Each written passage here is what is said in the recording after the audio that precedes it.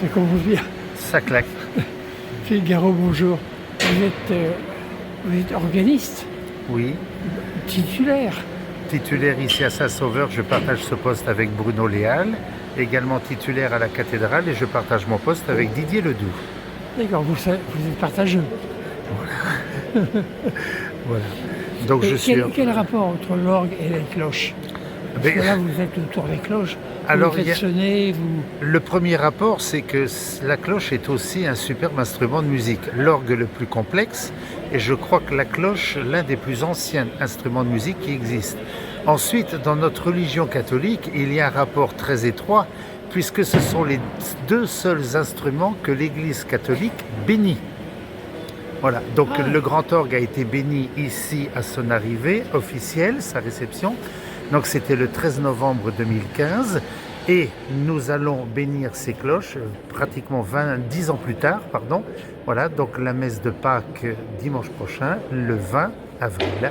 Voilà, donc les cloches seront bénies. Mais elles ne sont pas encore dans le clocher. Elles ne seront pas encore effectivement dans le clocher. Si j'ai bien compris, elles montent au mois de juin. Et est-ce qu'on baptise les cloches également?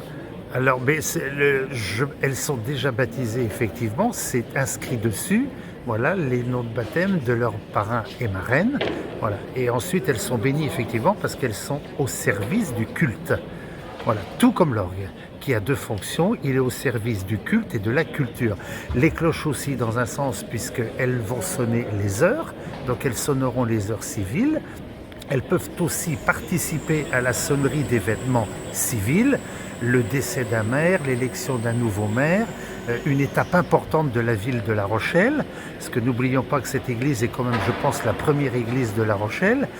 Toutes les cartes postales en attestent. Voilà. Et ensuite, instrument cultuel, puisqu'elles invitent les fidèles à la prière. Elles invitent les fidèles à se déplacer, se rendre dans l'église ou s'unir d'intention à la prière de l'Église. L'Église avec un grand E, l'institution sainte.